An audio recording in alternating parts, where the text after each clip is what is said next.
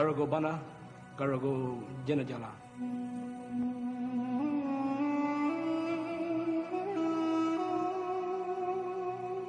No límites, no fronteras.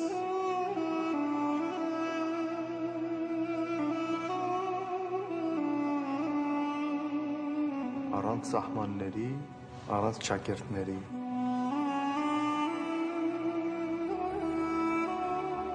No borders, no boundaries.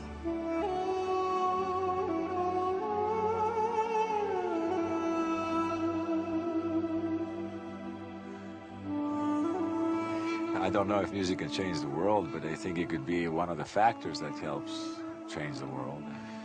If in some small way I could even help one person change even their mood, something as simple as that, from being sad to make them, to give them relief from anxiety or sadness. I mean, how amazing that you can do that. The planet is very small nowadays. It's getting smaller and smaller. And as the population increases, I think it's becoming extremely important that we learn how to accept one another and particularly, at least, tolerate one another. We must come to realize that there are as many ways to live life as there are people on this planet.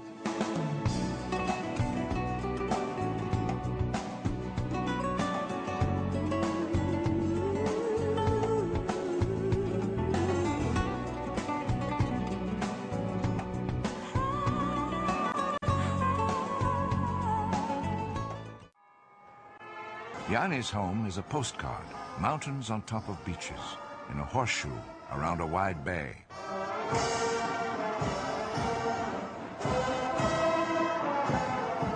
He was born in Kalamata, 5 hours south of Athens. All Greek schoolchildren know this town. The independence movement began here 2 centuries ago, stirred by a people who would not be conquered.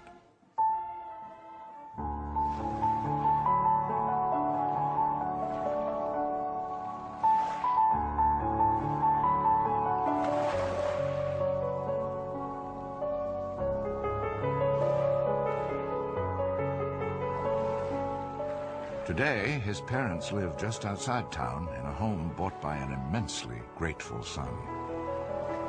The relatives thought that they were nuts when they bought us the piano, to have a piano in the house, because he felt at the age of 6 and 7 years old, even though he felt earlier we should have done it, but it was the time where the kids can learn the fastest. Piano was very expensive in Greece than in comparison with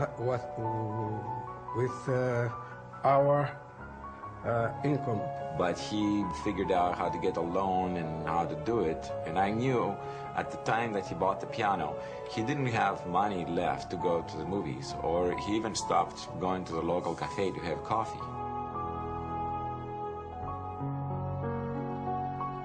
If I buy it 10 years later, it will be useless. No, nothing can be done 10 years later.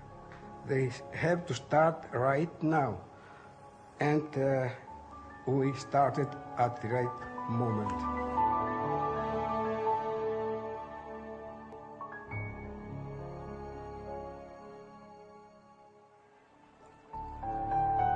Home was Lord Douvironos, Lord Byron Street, the center of town, 2 blocks from the beach.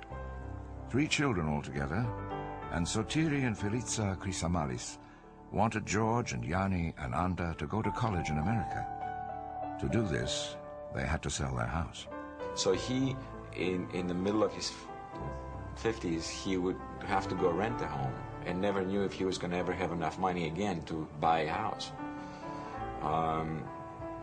We're talking altruism here. I mean, he did. And obviously my mother, I keep talking about my father, obviously they both were involved in the decisions.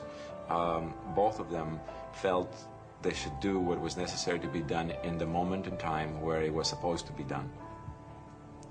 That kind of love that comes in you it never goes away. It never dies. It never diminishes itself. It lasts forever. And that's why I talk about love in my concerts, because I know. I felt it. I have it in me. It's the only constant.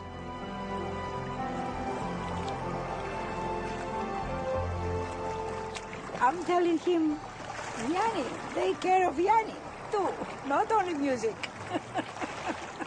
Does he listen to you? Sometimes. You know him. He's doing anything he likes to do.